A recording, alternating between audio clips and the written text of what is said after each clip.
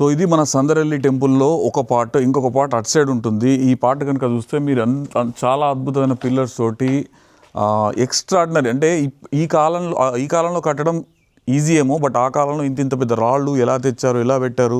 పైకప్పు లేదు, అంటే పైకప్పు కూడా ఎక్కడ కూడా సున్నం వాడలేదు, సిమెంట్ వాడలేదు, ఏది వాడకుండా చాలా పెద్ద పెట్టారు. సో ఇవన్నీ మనకు తెలియడం అంటే చాలా, నాకు కూడా తెలీదు, మా ఊరి దగ్గరే ఉంటుంది కానీ. సో నాకు తెలియదు అని చెప్పేసి మన బద్రిని అయితే తీసుకొచ్చుకున్నాను, బద్రికం. సో ఈయన మన కుంట బద్రి అంటారు. సో ఈ ఏరియాలో ఆల్మోస్ట్ అన్ని టెంపుల్స్ కానీ సీక్రెట్ ప్లేసులు అన్ని విషయాల మీద చాలా అవగాహన వ్యక్తి కనుక ఇది బద్రి నాకు రానగానే టైం ఇచ్చి నాతోనైతే వచ్చాడు బద్రి. సో బద్రి మొదలు పెడదామా? చలో ఒక్కసారి మా కెమెరా కాయకు.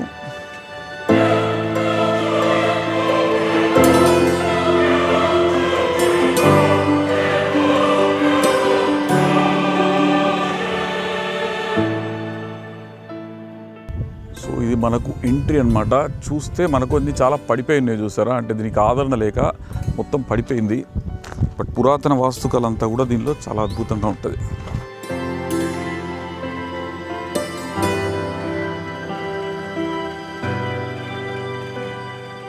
ఇది చూస్తే మనకు ఎంట్రన్స్, మనం కింద నుంచి వచ్చిన ప్లేస్ అనమాట. ఎంట్రన్స్లోంచి వచ్చి ఇక్కడ వచ్చిన మనకు భక్తులు కూర్చోవడానికి ఇలా గద్దెల్లాగా ఇది కూడా ఉంది. నాకు తెలిసి కాకతీయుల కాలంలో కట్టించారేమో అనుకుంటున్నా. దీని చరిత్ర, స్థల పురాణం కూడా తెలుసుకునే ప్రయత్నం అయితే చేసి మీకు చెప్తాను.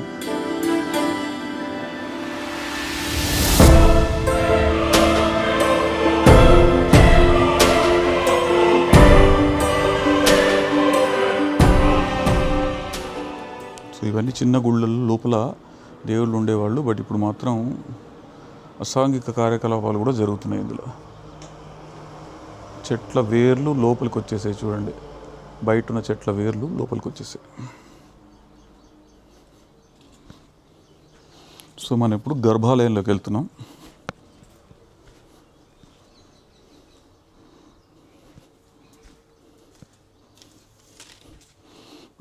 సో ఇక్కడ నందిని ప్రతిష్ఠింపజేయడానికి కోసం గద్దె కట్టి పెట్టారు. ఉండేమో ఖండమైంది, మళ్ళీ కడుతున్నారు అనమాట. ఇది గర్భాలయం, చాలా పెద్ద శివలింగం అయితే ఉంది ఇక్కడ.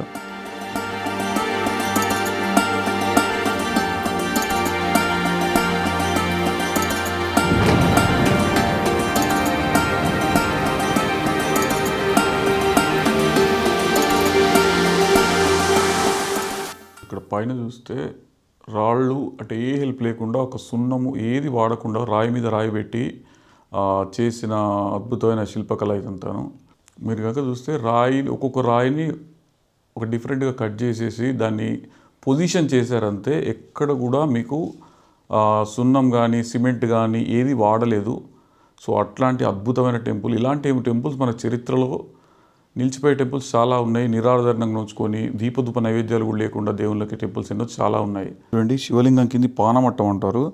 సో పానమట్టం శిథిలం అయిపోతే పక్కన పెట్టేసి మళ్ళీ కట్టేసి వేరే అంటే సిమెంట్తో పానమట్టం కట్టి పెట్టారు. ఇది మాత్రం పూర్తిగా డ్యామేజ్ అయిపోయింది చూడండి.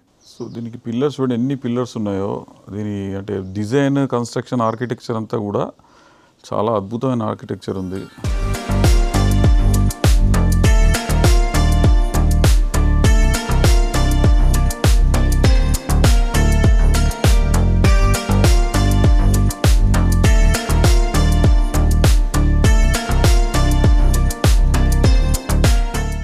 మనకు వరంగల్ వేయి స్తంభాల టెంపుల్ దగ్గర కూడా మనకు పిల్లర్ వచ్చేసి ఈ డిజైన్ మాత్రమే ఉంటుంది. ఈ రామప్పలో చూసినా ఎక్కడ చూసినా కూడా ఇదే డిజైన్ మాత్రమే ఉంటుంది. కానీ ఇక్కడ దీని ప్రత్యేకత ఏంటంటే మన కమల టైపు, మన కమలం పువ్వు ఎట్లుంటుందో తామర పువ్వు టైపులో మనకి ఈ డిజైన్ వస్తుంది. ఇది కమలం లాగా ఉన్నది కదా, ఆ డిజైన్ ఎక్కడ ఏ పురాతన ఎక్కడ పురాతన టెంపుల్స్ ఎక్కడున్నా కూడా ఆ డిజైన్ మాత్రం ఇక్కడ ఈ టెంపుల్లో తప్ప వేరే కాడ ఎక్కడ ఉండదు. ఇక్కడ ఈ టెంపుల్ ప్రత్యేకత.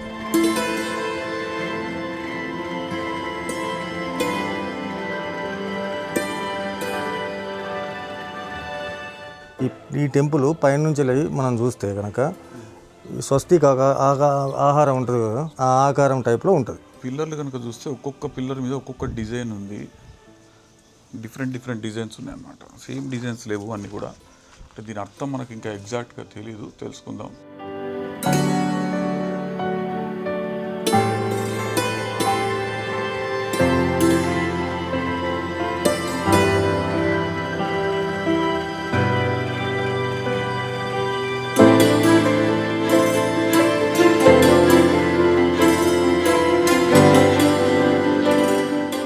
పార్ట్ ఇక్కడ అయిపోయింది. సో ఇది కూడా పురాతన టెంపుల్, అది ఇంకా బాగుంటుంది అంటున్నాడు.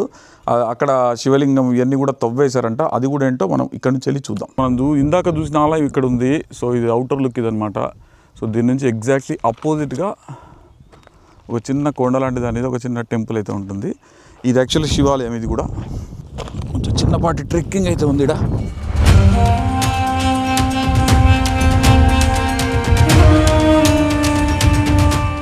సో మీరు కనుక చూస్తే ఇక్కడ టెంపుల్ బయటనే మనకు ఒక అద్భుతమైనది కనిపిస్తుంది. టెంపుల్ పైన మర్రి చెట్టు ఉంది. మర్రి చెట్టే కదా, మర్రి చెట్టు, రాగి చెట్టు కాదు, మర్రి చెట్టు టెంపుల్ పైన ఉంది. ఎంత అద్భుతంగా ఉందంటే ఈ చరిత్ర ఎంత నిర్లక్ష్యానికి గురైందనే దానికి ఒక ప్రత్యక్ష సాక్ష్యం లాగా ఇక్కడ కనిపిస్తుంది. ఆ గుడి మూగ రోజున వినిపిస్తుంది మనకి ఇక్కడ. ఇంత పెద్ద స్థాయిలో చెట్టు పెరిగిందంటే కొన్ని వందల సంవత్సరాలు చెట్టుకే ఉంటాయి. సో అంత నిరాదరణకు గురైన టెంపుల్స్లో ఇది ఒక టెంపుల్ అనమాట. చూద్దాం.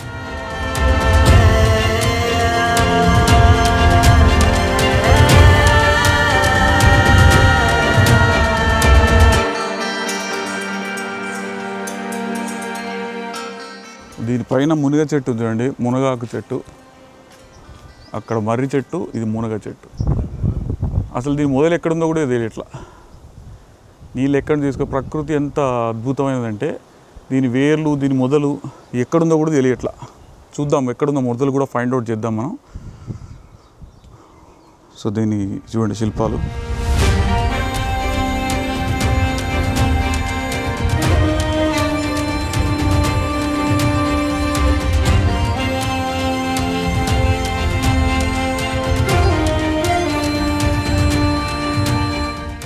సో ఇక్కడ ప్రతి టెంపుల్లో కూడా టెంపుల్కి వెళ్తే మనం ఇప్పుడు కూర్చోవడానికి ప్లేస్ ఉండట్లేదు, కానీ అప్పట్లో చక్కగా వచ్చిన వాళ్ళు కూర్చొని జపం చేసుకోవడానికి, భజనలు చేసుకోవడానికి చక్కగా వసారాలు అయితే ఉండేదన్నమాట టెంపుల్కు. చూడండి చుట్టూ గద్దెలున్నాయి, అంటే హ్యాపీగా కూర్చోవచ్చు. కింద కూర్చున్న వాళ్ళు కింద కూర్చున్నా, పెద్ద మనుషులు చేతగాని వాళ్ళు ఎవరైనా ఉంటే గద్దె మీద కూర్చొని హ్యాపీగా భజనలు కానీ భగవత్ సాన్నిధ్యం కానీ చేసుకోవచ్చు.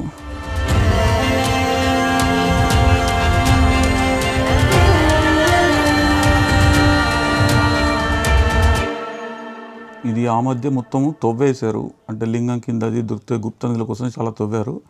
బట్ ఇప్పుడు మళ్ళీ లింగ ప్రతిష్టాపన చేసినట్టున్నారు. బట్ ఇంకా అద్భుతంగా చేయవచ్చు దీన్ని. So my request to Telangana government is to look in to this.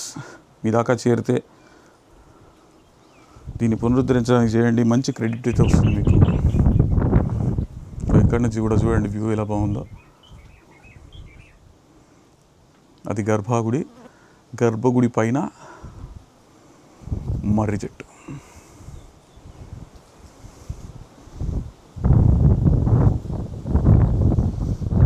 So ఈ ఫ్రేమ్లో కనుక మీరు చూస్తే గర్భాలయం పైన మర్రి చెట్టు.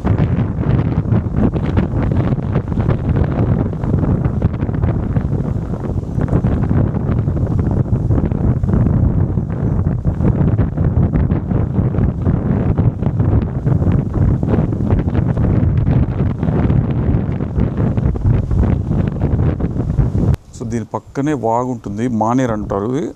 మానేరు నది, వాగు కాదు, మానేరు నది. ఇది మన గోదావరికి ఉపనది అనమాట. ఈ నది మీకు కనిపిస్తుంది కదా ఫ్రేమ్లో. సో అది గోదావరికి ఉపనది. దాని పక్కన సింగరేణి ఓపెన్ కాస్ట్ మట్టి అనమాట. అది ఓపెన్ కాస్ట్ ఇక్కడ కొత్తగా స్టార్ట్ అయింది. సో ఆ మట్టి అంతా తెచ్చి ఇక్కడ పోస్తున్నారు. కొద్ది రోజుల తర్వాత ఇది పెద్ద కుండల్లాగా తయారవుతాయి అనమాట. మా దగ్గర ఈ కామనే మాకు. దాని పక్కనే గోదావరి మానేరు బంతెన కూడా ఉంటుంది. అంటే మంచి ప్రకృతి రమణీయత, ప్రకృతి ఒడిలో, ప్రకృతి నడి మధ్యలో ఉన్న దేవస్థానం నిరాదరణ గురైంది. ఇక్కడ బిల్వదల వృక్షం కూడా ఉందండి, చాలా పెద్ద బిల్వ వృక్షం. దీనికి కూడా కొన్ని వందల సంవత్సరాలు ఉన్నట్టుంది. మొత్తం తవ్వేశారండి యదవులు. ఈ గుప్త నిధులు వీటన్నిటి కోసం చాలామంది తవ్వారు. అండ్ ఇక్కడ కొంచెం ఇదివరకు ఇది నక్సల్స్ ప్రభావిత ప్రాంతం కనుక ఇటు రావడానికి కూడా కొంతమంది సాహసించేవాళ్ళు కాదు. ఒక్కొక్క పిల్లర్ మీద జనరల్గా టెంపుల్స్లో చూస్తే అన్ని పిల్లర్స్ మీద ఆల్మోస్ట్ సేమ్ డిజైన్స్ కనిపిస్తుంటాయి. బట్ ఇక్కడ మాత్రం ఒక్కొక్క పిల్లర్ మీద ఒక్కొక్క రకమైన డిజైన్ అయితే ఉంది.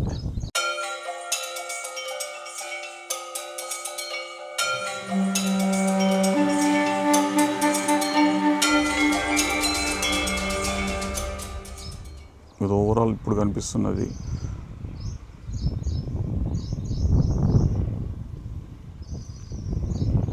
పక్కనే మానేరు నది. వరదలు వచ్చినప్పుడు గోదావరి పోటీ ఎత్తినప్పుడు ఇక్కడ వరదలన్నీ అంటే మనకు ఇక్కడ దీనికి కూడా వాటర్ వస్తాయి అన్నమాట. ఇది ఫ్లడ్ ఏరియా ఇది.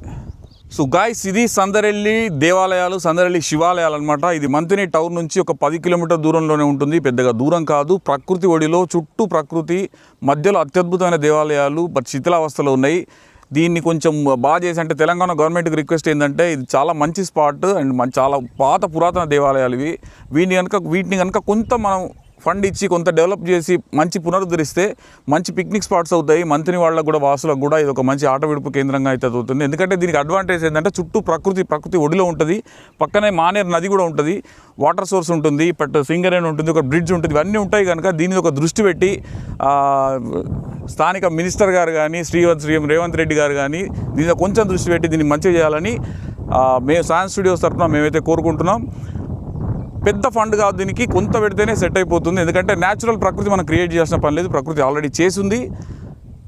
మీరు కొత్తగా చేయాల్సింది ఏముండదు.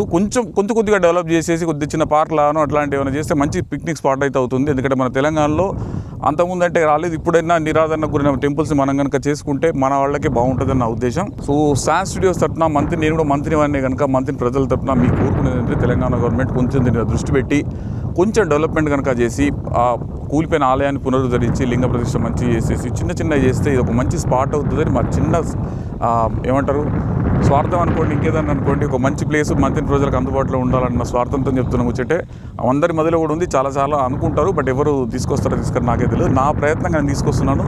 కాబట్టి దీన్ని కొంచెం డెవలప్ చేసేసి ఒక చిన్న పిక్నిక్ స్పాట్ లాగా చేసుకుంటే మంత్రి ప్రజలకు ఒక అద్భుతమైన ప్లేస్ అందుబాటులోకి వస్తుందని నా యొక్క ఉద్దేశం. అన్యదా భావించకండి, ఇది నా రిక్వెస్ట్ మాత్రమే. Okay, thank you so much.